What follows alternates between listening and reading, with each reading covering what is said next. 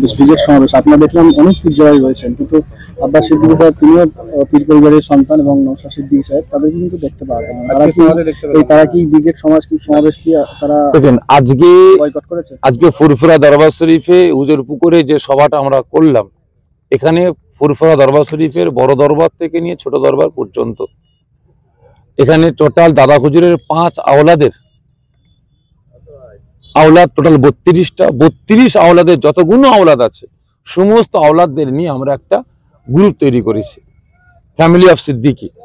এই family of সিদ্দিকীতে সমস্ত পীরজাদা ভাইরা আছেন, তিনাদের সাথে আলোচনা করে পরামর্শ নিয়ে আজকে আমরা এই সভাটা করেছি এবং আগামী দিন আমরা কি কি পদক্ষেপ গ্রহণ করব সেটাও আমাদের গ্রুপে আলোচনা হয়েছে। এবারে এখানে আপনাদের মধ্যে অনেকে প্রশ্ন করছেন যে আব্বাস সিদ্দিকী ভাই, নওশাদ সিদ্দিকী ভাই, আরো বেশ কয়েকজন ভাইকে দেখতে পেলাম না। এখানে নানা করে প্রায় 30 থেকে 35 জন ভাই ছিলেন, আর ভাইরা আসলেন না কেন বলতে পারবো না, তেনারা কেন আসলেন না।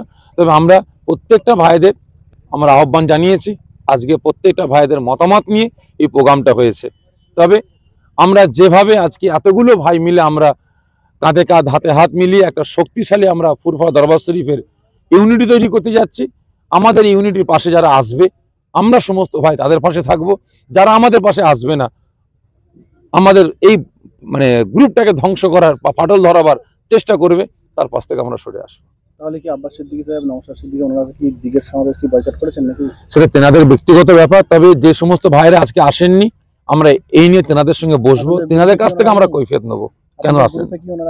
অবশ্যই গ্রুপে আছে, ফ্যামিলি অফ সিদ্দিকীতে সমস্ত ভাইরা আছে, আব্বাস সিদ্দিকী ভাই থেকে নিয়ে নওশাদ সিদ্দিকী ভাই থেকে নিয়ে ইমরান সিদ্দিকী ভাই থেকে নিয়ে মেহরাব সিদ্দিকী ভাই থেকে নিয়ে কাসেম সিদ্দিকী ভাই থেকে নিয়ে সানাউল্লাহ সিদ্দিকী ভাই থেকে নিয়ে তারপরে আপনার ভারতের সমস্ত সংবিধান এই যে নোংরা আইন পাশ করা হয়েছে পার্লামেন্টে, কেন্দ্রীয় জনগণ অবশ্যই দেখেছে, বিশেষ করে মুসলিম সম্প্রদায় দেখেছেন কারা আমাদের পাশে আসে কারা নাই।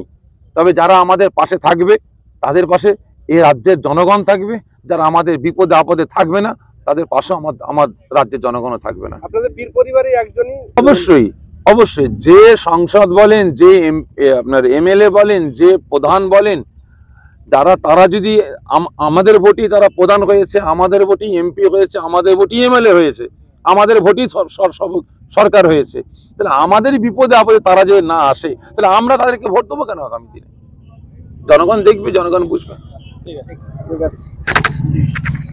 এখানে আপনারা কিছু পুলিশ প্রশাসন আপনারা গার্ডে রাখবেন, আমার ভাইরাও থাকবে, আমাদের ভলেন্টিয়াররাও থাকবে, কারণ আমাদের মধ্যে এই সরকার, বিশেষ করে বিজেপি সরকার হিন্দু মুসলমানের দাঙ্গা লাগাবার জন্য বিভিন্ন জায়গায় দেখছি কিছু মানুষকে টুপি জুব্বা লাগিয়ে দিয়ে মুসলিম সমাজের মধ্যে একটা হিন্দু মুসলমানের বিভেদ সৃষ্টি করার জন্য চক্রান্ত শুরু করেছে, যাতে আজকে ফুরফুরা শরীফ একটা সেন্সিটিভ জায়গা, এখানে কোনো দাঙ্গা না লাগাতে পারে, তার জন্য আমাদের ব্যবস্থা নিতে হবে। সরকারের কাজ হচ্ছে রাস্তাঘাট, পানীয় জল, স্বাস্থ্য, শিক্ষা, সেইগুলো। কিন্তু আপনি যেটা বলছেন যে সরকারের যারা বিজেপি সরকারের যে তারা দাঙ্গা লাগানোর জন্য হিন্দু মুসলমানদের বিবাদ সৃষ্টি করছে, কোন দিকে নিয়ে সরকারের টার্গেট হওয়াটাই দরকার ছিল এটাই যে দেশের উন্নয়ন, দশের উন্নয়ন, শুধু রাস্তাঘাট শিক্ষা বলে নয়, টোটাল দেশ 10-এর উন্নয়নের দিকে লক্ষ্য করা। কিন্তু বর্তমান দিনে আমার দেশের সরকার এরা এখন চাইছে যে আমাদের গদি বাঁচাতে গেলে, আমাদের গদি বাঁচাতে গেলে, আমাদের অস্তিত্ব রক্ষা করতে গেলে হিন্দু মুসলমানের দাঙ্গা লাগাতে হবে, কারণ মানুষ আর জনগণ মারামারি